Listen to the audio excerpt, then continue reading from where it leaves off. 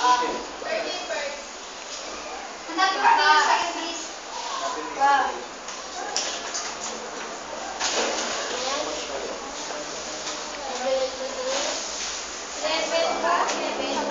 Verse 11 na yan. And I beheld another beast coming up out of the earth, and he had two horns like a lamb, and he spake as a dragon.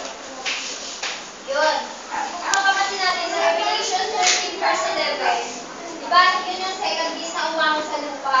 Yung land na yun, yun yung tinatawag na Amerika. At sinabi niya nung kanina, di ba may two horn siya, may dalawa siyang sumay, patay ka lang siya, di ba? Yun. And, di ba yung two horn siya? Ano yung two horn na yun? That is, sabi niya doon, kanina yung lamb at saka dragon. Sabi niya, bakit lamb? Kasi sabi, bakit lamb? Yung sinabi doon. Sabi niya, kaya lamb kasi nagsasalita siya katulad ng isang lamb. Yung hayop na po yan ha. Speak like a lamb. Ano po ba yung lamb? Diba humble siya? Humble siya, mabait siya. Yun. Tapos sinabi na ako kanina,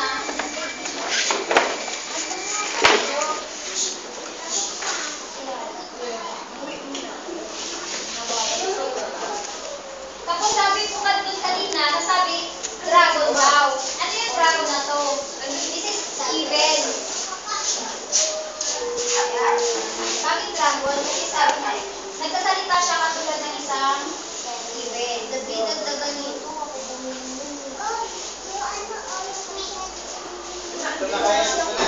Ano pa mo rin? Menan, Okay na. palakarin mo doon sa kabila, wag sa harap.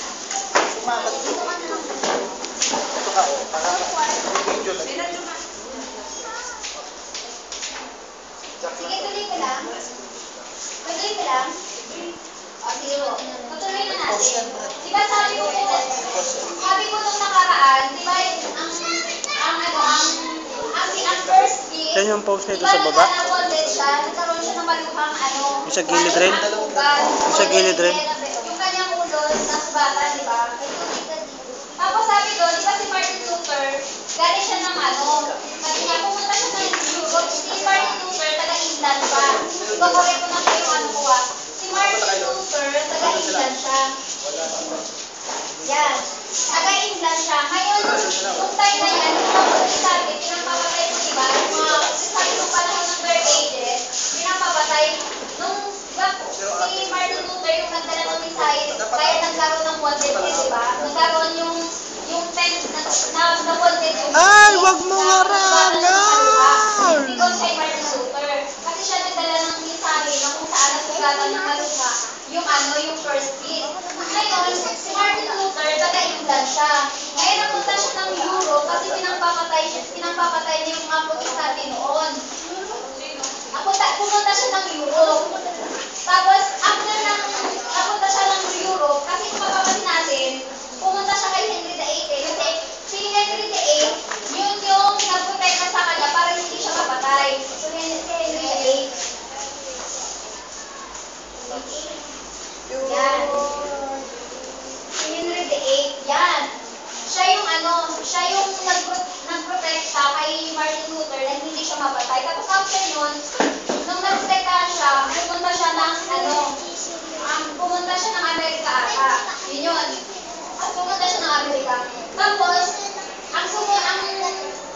kung makikita din natin na si John Wesley, after na pinagpapatay yung protestante, diba? After na inubos ng Catholic Popes yung mga protestante noon, after nun, sumunod si John Wesley. Si John Wesley na yung kanyang message ay sanctification. Yan. Yung message ni John Menan, Wesley. yung blackboard kaya doon mo na lang. Para hindi sila daanan-daan. Yan, tapos after that, papapansin nyo yung mga, sumunod pa doon yung mga Albigenses, Waldenses, yun. Ano din yun? Okay. Tapos yun. Raymond, Tapos sabi ko kanina, bakit lamb siya? Kasi nagsasalita siya katulad ng lamb. Tapos sabi, bakit dragon? Kasi nagsasalita din siya ng katulad ng dragon. Nagsasalita din siya katulad nagawa. Sabi doon, bakit naging lang? Kasi kung mapapansin natin sa Amerika, nung dumating yung mensahe sa Amerika, yung Amerika, nagamit siya para i-spread out yung gospel, di ba? Kung mapapansin mo, yung Amerika, nagpagamit siya sa word of God. Ito, yung lamp na to. Kaya sabi, speak like a lamp, kasi nagpagamit siya. Tapos, ito sa Amerika, merong mga Christian na dito, may mga Christian people na dyan. Yun. Tapos bakit dragon siya? Kasi doon yung, kung mapapansin niyo yung Hollywood, saan nag-start yung mga Hollywood na yan? Yung pag-makeup, yung pag-wedding suit, di ba nag-start yung sa Amerika, kung mapapansin natin. Kaya ginamit din siya sa kaya dragon, ginamit din siya sa evil. Kasi kumbaga, may word doon, JP. yung Amerika, JP, wag mo ganyan yung may bangko. mga Kristyano doon, doon din na-start yung mga yung mga gawain hindi pansanlibutan na gawain. Yun. Kung mapapansin nyo, meron pa nga dyan, yung pinakasal same-sex, di ba? Pinakasal. Tapos after nun, kung mapapansin nyo, yung wanted head na yun, nabuhay ulit. Yung wanted, di ba siya? Nasugatan siya ng malikha. Itong wanted head na to, nabuhay siya ulit. Ano nagbuhay sa kanya?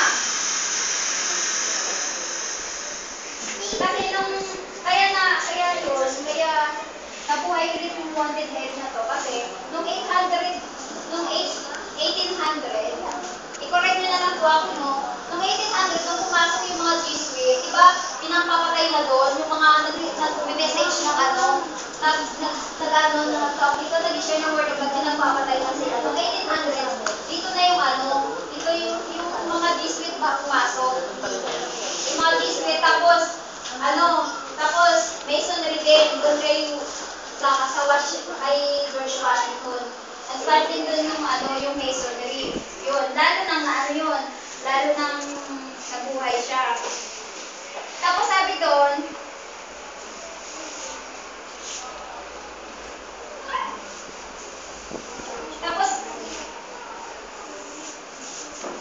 ano ba ako? Yun na diba? Dragon. Tapos kung mapapansin nyo, yung second beast na to, diba bakit? Diba nabuhay na siya ulit? Kung nabuhay na siya ulit, dapat nag-acid na siya ngayon ng parang nag-acid na siya ng kasamaan ngayon. Pero bakit mabait siya? Kasi meron siyang daladalang tatlong katangian. Ang tatlong katangian na to, ito yung political, economical movement. Parang ballwin. Apo. Actually, hindi tatlo, apat na rin. Tatlo lang po yung nakasunod. Political, economic, militar,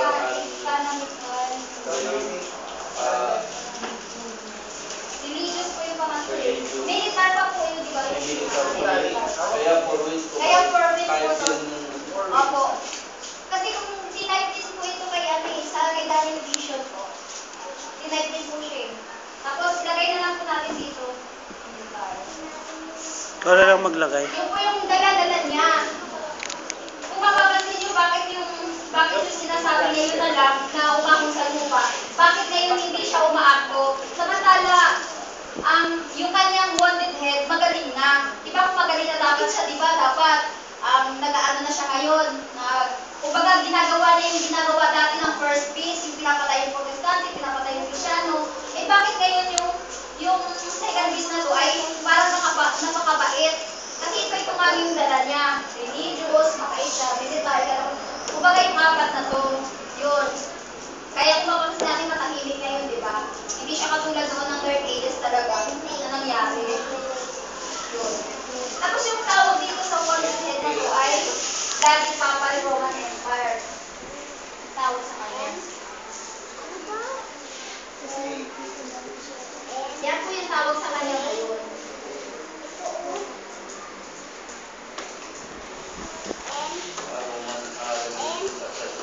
Opo. Yan po yung sa kanya tawag. Sa kanya. Pa-share ko ba yung advance kay Brother Francis? Yung may dinagdag ko ako dito, Brother Eric, yung advance ni Brother Francis. Kaso lang kay Richard Dan ko kasi ito eh. Pero may tinuro kasi si Brother Francis na di ba yung advance advance ng second beast, may advance siya eh.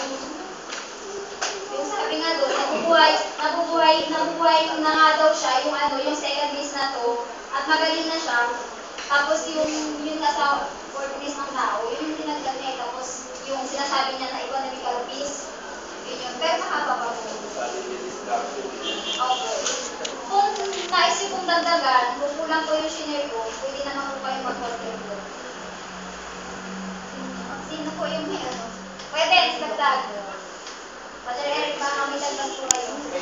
Remy, dagdag ka. Wala na, Chok. Wala na. Tsamaan ko lang. I-wrap up ko lang po yung na-share ko yung ano, yung first piece. So, yung kung mapapansin nyo, came out of the sea. Lumabas siya dun galing sa tubig naman. Sa dagat. Ngayon yung second piece sa land siya. Tapos dun sa sea. Kung mapapansin nyo, di ba yung leopard, nakaapak siya sa land, tapos nakaapak din siya sa sea. Dalawa, tapos may 7 heads siya, may 10 horns siya. Yung 10 horns na yun, nagre-represent ng 10 kingdoms. Tapos yung 7 heads, nagre-represent siya ng 7 nations.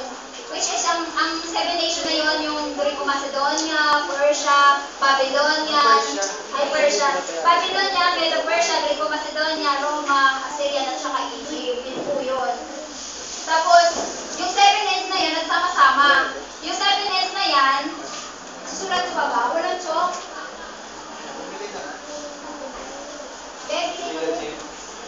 Yung 7 heads na yan sa first piece, nagsama-sama yan. Tapos nung nagsama-sama yun, nagiging 4 na lang sila. Kasi diba 7 nation siya, yung 7 nation, nagsama-sama sila, di naging ano na lang sila, nagiging 4 na lang sila, bali nag-combine sila eh. Yung una, yun yung Babylon. Sabi kasi ni Jaya, hindi na naintindihan ng patahan. Dapat yung susunod mo siya, yan, para maintindihan ko. Tapos Medo-Persia. Pinagbigyan ko ni Jaya. Ayun to. Diretso.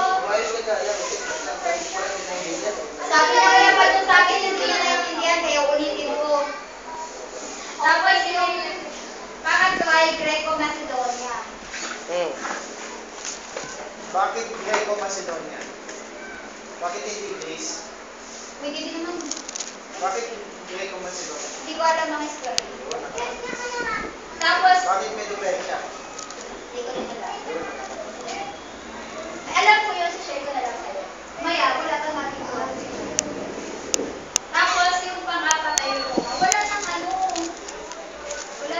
Roman Empire. Basahin natin.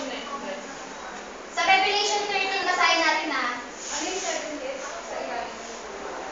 Yung 7 heads na to, 7 nation.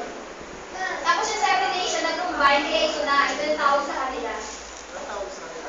Hindi na tawag. Ito na, yung 7 heads na, nag-combine, kaya ito, Babylon, Persia, Hindi na ang tawag sa kanila. Pula. Diba nag-combine na nga, tapos tawag pa sa kanila Babylon, Medo-Persia. Anong tawag sa kanila? Ito nga, nagsama-sama na nga sila. Ano nga daw tawag sa Ano kanila? ang tawag doon nung nagsama-sama na? Ang tawag dyan manaliti kasi sama-sama na lang dito. Analysis. So, anong tawag dyan sa Saan ko apat? dapat sinistore? Nag-share pa nga ako. Yun nga, di ba? Sa Bible na lang ako tanongin. Mayo ballpen. Binanggit ko na kanina yun, oh, yung wounded head, yun. Mamaya nga, wait ka lang. Para ano, dagdag. Nirarap up ko nga ito kay Jaya lang is, because lang kay Jaya editor. Ay, kay Jaya lang pala. Mag-usap lang kayo ni Jaya mamaya dito. Usap na lang. Kaya mag-share din ako ng kunti kung sakali may oras. Mag-share ka din dito. Sige kayo na lang. Ate kayo. Bilis-bilisan mo kasi marami pa mag-share. JP. Jaya mo ba? Jaya. Pag ganito mayo, nakukuhanan ka. Papapansin nyo dyan sa Revelation 13. Habang naghihintay tayo sa iba. Oo. Revelation 13. Para di masayang oras. Diba sabi mo doon, at ang hayop na aking nakita ay katulad sa leopardo at ang Okay, kanyang mama, bahay dali. gaya ng uso at ang kanyang bibig ay gaya ng bibig ng libon na ibigay sa kanyang tao na kanyang kapangyarihan. Yung itong ang Babylon, tawag ito ay lion. Pride. Hindi naman nag-explain si Tapos Jaya. ito, bear. Maintindihan ni Jaya yan, man. Ha? Sisteran. Kung sinisiran mo, nag-debate mo. Nag-review ako. Hindi eh. Ano nga? Wala pa. Babylon pa lang may Tapos, ang Babylon, hinanitulan siya sa lion. Ang Medo-Persia, hinanitulan siya sa bear. Tapos yung Greco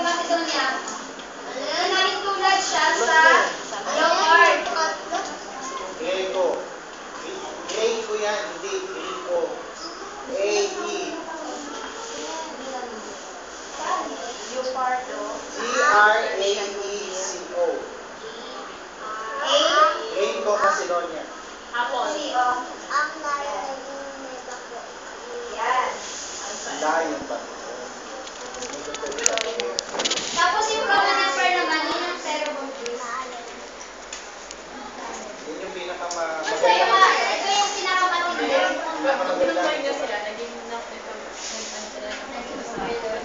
May sulat ba nung Oo, kaya naging apat na sila kasi yung tinatawag na bonded pair kasi nasubatan sila kaya naging apat na lang.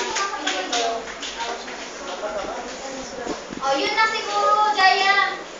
Para may iba na lang nakapag-share. Sige, ako naman. Dagdagan ko na. Kaya pa doon nag-aantay pa. Kaya pa doon nag-aantay pa. Oo. O, sige. Sige. Sige. Pa naman eh. O sige, bukas kayo ng Bible ah.